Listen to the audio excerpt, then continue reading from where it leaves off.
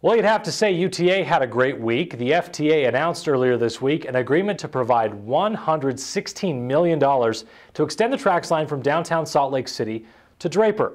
The 3.8-mile extension is the final leg in the Frontline's 2015 project, which will add 70 miles of rail along the Wasatch Front over a 7-year period.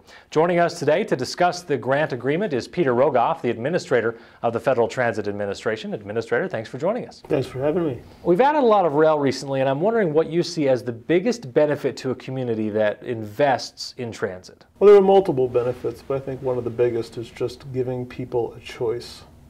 Obviously, getting congestion off the highway, but even this isn't just about serving people who don't own cars. This is about giving someone the choice of perhaps using their car on weekends and having a higher quality of life by getting to work out of congestion, doing paperwork on the way to work and on the way home so they can actually get home sooner and spend quality time with their families. That's what I often say, the difference between really good transit that serves the people in a reliable and desirable fashion. It's like the difference between seeing your kids for dinner or not, or picking up your kid from childcare on time or not. There are real quality of life issues that people in this region are going to benefit from because they chose to tax themselves and partner with the federal government to build these lines. UTA has made finishing ahead of schedule and under budget the norm around here. We're very fortunate for that. How does that play into the amount of federal support we get for these projects? Well, it does play a role. I mean, at a certain point, the UTA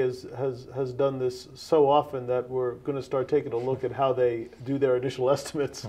They've done a very good job. They've been a very strong partner, and it gives people the confidence of doing the next line and the next, knowing that there's good project oversight, good management, and the taxpayers getting good value for their dollar. Well, we've made transportation a priority here in Utah. Are you seeing other areas of the country that are investing the same way we have?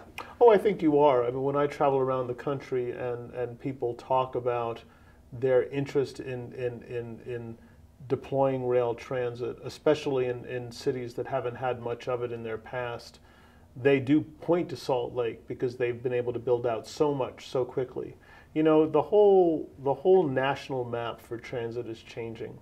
The city that now has the most deployed miles of light rail operating is Dallas, Texas.